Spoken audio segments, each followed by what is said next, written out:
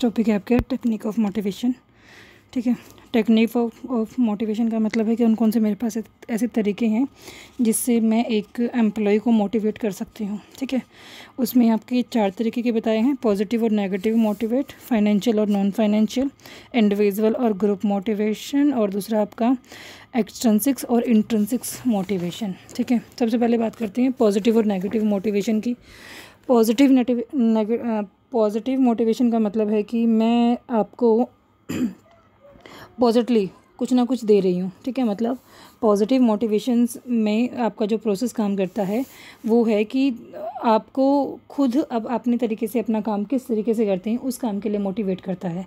ठीक है, जैसे इसमें हमारा है कि to give suggestion about work and appreciated it, to give information, to take personal interest in the subordinates, to arrange competitions from the time to time, to increase their importance by giving them participation in management। मतलब क्या कि आप अपने employ को अपनी ही business का एक part मानते हैं।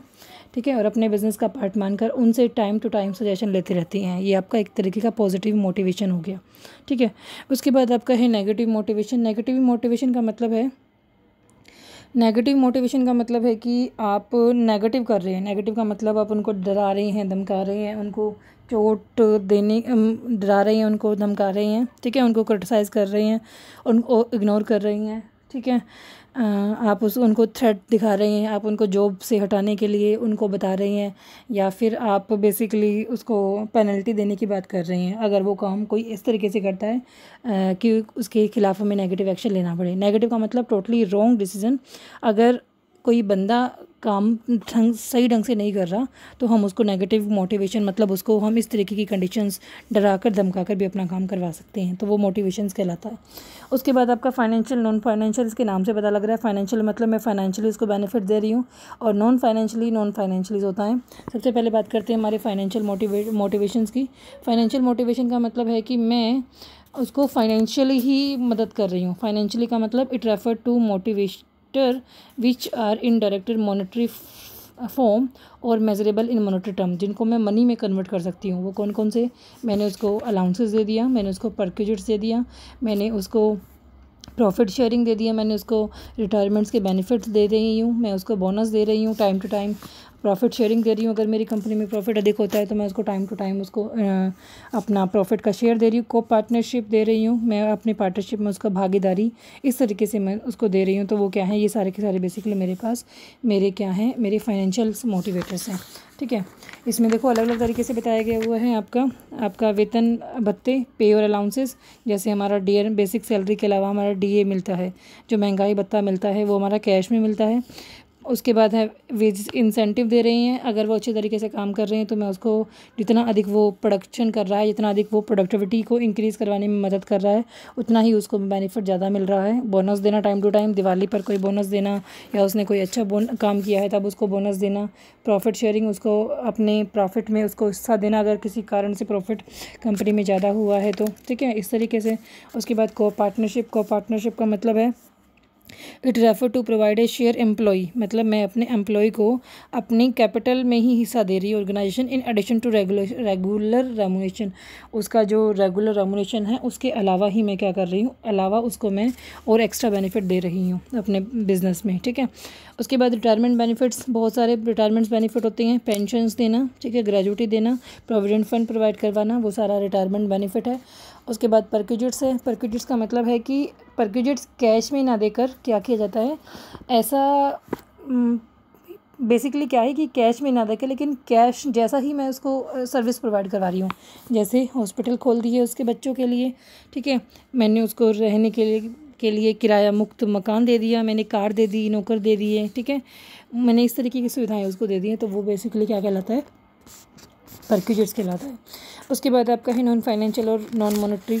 नॉन फाइनेंशियल का मतलब क्या है कि मैं सामने वाले को मोटिवेट तो कर रही हूँ, लेकिन मोटिवेट करने का अलग तरीका है। यहाँ पर मैं पैसों से उसको मोटिवेट नहीं कर रही, मैं उसको नॉन फाइनेंशियली मतलब अवित्तीय तरीके से यहाँ पर उसको मैं मोटिवेट कर रही हूँ। जैसे मुझे क्या क्या इसमें करना पड़ रहा है, जैसे उसका स्टेटस, उसका ऑर्गेनाइजेशनल क्लाइमेट्स। ठीक है, हम 1 बाय 1 पढ़ लेते हैं। सबसे पहले है इसमें स्टेटस का मतलब एक व्यक्ति का जो स्टेटस है उसको अपग्रेड करना, ठीक है। कर्मचारी है, चपरासी है, चपरासी से उसको क्लर्क बनाना, क्लर्क से उसको सीनियर बनाना, सीनियर से उसको और आगे मतलब 1 बाय 1 उसको क्या करना, उसको सामाजिक सम्मान देना, एस्टीम लेवल तक उसको सम्मान देना स्टेटस कहलाता है। उसके बाद आपका ऑर्गेनाइजेशनल क्लाइमेट्स हैं, उसको जो वर्किंग सिस्टम है वो बिल्कुल अच्छी तरीके से प्रोवाइड करना, वो बिल्कुल इंडिपेंडेंट तरीके से अच्छी तरीके से काम कर सके। इसमें व्यक्तिगत स्वतंत्रता, पुरस्कार प्राप्ति, कर्मचारियों के महत्व आदि को सम्मिलित किया जाता है, ठीक है। प्रत्येक व्यक्ति संगठनात्मक वातावरण में काम करना पसंद करता है। प्रबंधक बेहतर संगठनात्मक वातावरण उपलब्ध करवाए।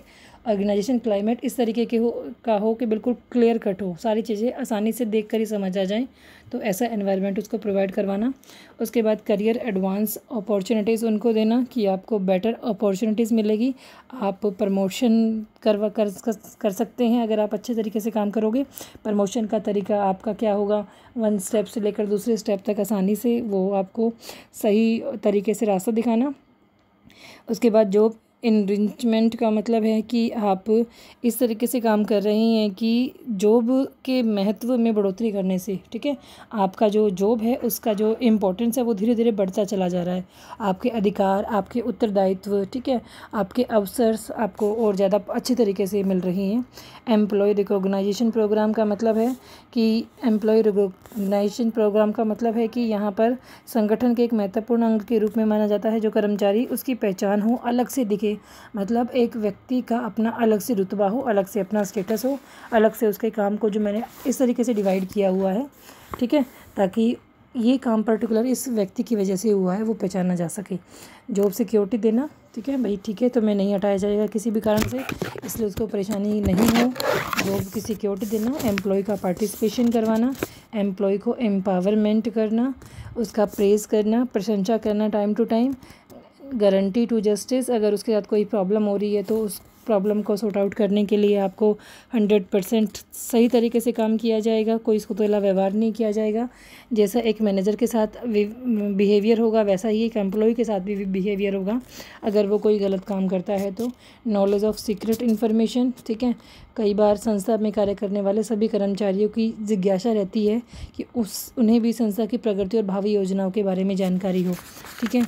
तो किसी एक पर्सन को अपनी जो सीक्रेट्स हैं उसको अगर मैं बताती हूँ तो वो अपने आप में मोटिवेट होता है, अपने आप को ही वो इम्पोर्टेंस मानने लगना शुरू कर जाता है कि ये मेरा इम्पोर्टेंस है, ठीक है, मुझे ही बताया गया है, इस तरीके से वो सोचता है। फेयरलेस एनवायरनमेंट, उसको बिल्कुल ऐसा एनवायरनमेंट प्रोवाइड करना कि वो बिना किसी डर के, बिना किसी दबाव के अपनी 100% एफिशिएंसी के साथ काम कर सके। जॉब रोटेशन और अल्ट्रेशंस, कुछ संस्थाएं कार्य चक्रविधि का उपयोग करके अपने कर्मचारियों को प्रेरित करती हैं। आपको जैसे रोटेशन और अल्ट्रेशन का मतलब है कि परिवर्तन में एक ही काम करने, क्योंकि इसका मतलब है कि मैं एम्प्लॉय को रोटेट करती जाती हूँ, कभी अप से डाउन अप डाउन का मतलब एक डिपार्टमेंट टू अनदर डिपार्टमेंट, एक जैसा जो लेवल है वहाँ पर, क्योंकि एक जैसा काम करते करते हम लोग बोर हो जाते हैं, तो कुछ नया सीखने की भी इच्छा हमारे अंदर जब होती है तो ऐसे बेनिफिट्स के लिए हम ये काम करते हैं, ठीक है। तो ये आपके पास आपके नॉन फाइनेंशियल, उसके बाद आपका डिफरेंस गिवन है आपका फाइनेंशियल मोटिवेशन और आपकी नॉन फाइनेंशियल मोटिवेशन पे। उसके बाद है आपका इंडिविजुअल और ग्रुप मोटिवेशन। इंडिविजुअल का मतलब है मैं सिर्फ आपको इंडिविजुअली ही मोटिवेट कर रही हूँ, इंडिविजुअली मैंने आपको एक ऐसा प्रमाण पत्र दे दिया, ऐसा सर्टिफिकेट दे दिया, ठीक है, आपको प्रशंसा पत्र दे दिया, आपको अपॉर्चुनिटीज़ के बेटर अवसर प्रोवाइड करवा रही हूँ, आपको जॉब सिक्योरिटी दे रही हूँ। इंडिविजुअल का मतलब है कि सिर्फ़ और सिर्फ मैं आप अकेले की बात कर रही हूँ, ठीक है। लेकिन जब मैं ग्रुप में बात करती हूँ तो ग्रुप का मतलब है, ग्रुप मोटिवेशन का मतलब है जब ग्रुप में रहकर काम किया जाता है तो किसी एक पर्सन्स को ना मोटिवेट करके मैं पूरी की पूरी टीम को, सपोज़ कोई टास्क है, उस टास्क को कंप्लीट करने के लिए मैंने पाँच बंदों की एक टीम बना दी ABC, ठीक है। सपोज़ बी टीम ने वो काम बिल्कुल एफिशिएंट तरीके से काम किया है तो बी टीम को मैंने कोई ट्रॉफ़ी दे दी, मैंने उनको कोई शील्ड दे दिया, ठीक है, मतलब ग्रुप में मैं उन सबको मोटिवेट कर रही हूँ। तो ये काम बेसिकली आपका ग्रुप मोटिवेट कहलाता है। इसमें किसी तरीके का कोई भेद नहीं रखा औद्योगिक शांति हमारी स्थापना रहती है, ठीक है।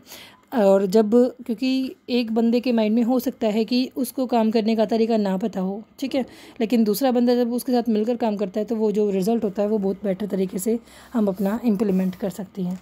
उसके बाद है आपका एक्सट्रिंसिक और इंट्रिंसिक, मतलब आपका बाह्य वितरण और आंतरिक अभिप्रेरणा। बाह्य प्रेरणा का मतलब है कि जैसे बेसिकली जो मेरी आउटसाइडर्स हैं, ठीक है, मेरी कंपनी के बाहर के जो पर्सन हैं उनसे भी मैं मोटिवेट करती हो जाती हूँ। जैसे इसमें आपको बताया गया जो कर्मचारी कार्य करते समय प्रभावित करती हैं बाह्य अभिप्रेरणा, वे हैं जो कर्मचारियों को कार्य करते समय प्रभावित करती है, लेकिन कर्मचारियों को इनकी प्राप्ति बाद में होती है। जैसे एग्जांपल दिया हुआ है, कर्मचारियों की भलाई के लिए नियोक्ता द्वारा स्थापित की गई सेवानिवृत्ति की योजना, ठीक है। सेवानिवृत्ति मतलब रिटायरमेंट के बाद जो बेनिफिट्स होते हैं वो बेनिफिट्स की बात कर रहे हैं। और आंतरिक का मतलब है कि आंतरिक का मतलब तुरंत के तुरंत जब वो काम कर रहा है तभी उसको उसको सम्मान दिया है, उसको उत्तरदायित्व बढ़ाया है, उसकी रिस्पॉन्सिबिलिटी बढ़ाई है, उसको अपने बिजनेस में को पार्टनर दिया है, ठीक है।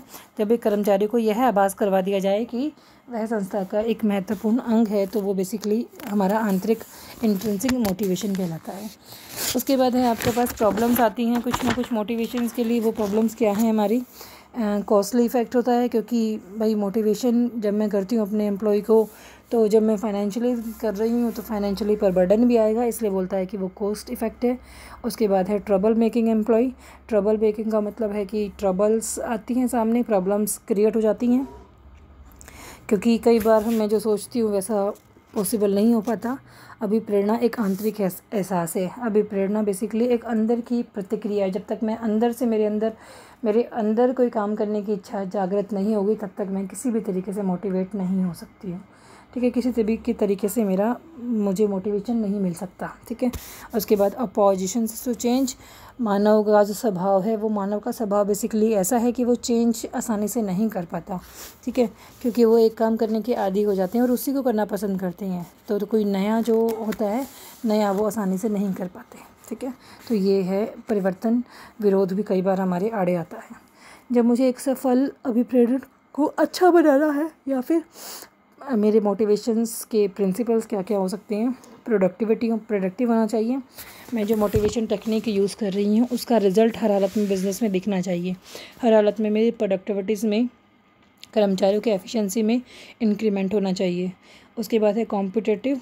अभिप्रेरणा पद्धति ऐसी होनी चाहिए कि कर्मचारी आपस में एक दूसरे से कंपटीशन करें और कंपटीशन कर एक दूसरे से आगे निकलने की इच्छा रखें, और इच्छा रखकर जिसका उनकी प्रोडक्टिविटी का जो बेनिफिट्स है वो बेनिफिट्स मेरे एम्प्लॉय को मिले। इस तरीके का मुझे ये देखना है। उसके बाद है कॉम्प्रिहेंसिव, व्यापक। अभिप्रेरण की कोई व्यवस्था तभी अच्छी मानी जाती है जब वो बिल्कुल ही व्यापक हो, ठीक है। व्यापक का मतलब सिर्फ एक छोटे से लेवल तक ना एप्लीकेबल होकर वो बहुत बड़े लेवल तक एप्लीकेबल हो। फ्लेक्सिबल होना चाहिए। फ्लेक्सिबल का मतलब बिल्कुल ऐसा फ्लेक्सिबल होना चाहिए कि बिना किसी विरोध के आसानी से उसको एक्सेप्ट कर लिया जाए। उसके बाद भी कुछ ऐसी महत्वपूर्ण बातें हैं जो हमें ध्यान रखनी है। ईजी अंडरस्टेबल होना चाहिए, आसानी से समझ आने वाले होना चाहिए। इम्प्लीमेंट में आसानी से कर पाऊँ। Increase in reputations, regular motivation होना चाहिए based on organisational goals. Organisation goal पर बेस होना चाहिए। बेस्ड ऑन स्टैंडर्ड पर बेस होना चाहिए। रिलेटेड टू एफर्ट्स, ठीक है। जितना भी मैं प्रयास करूँगी वो सारे प्रयास मेरे पॉजिटिव होने चाहिए।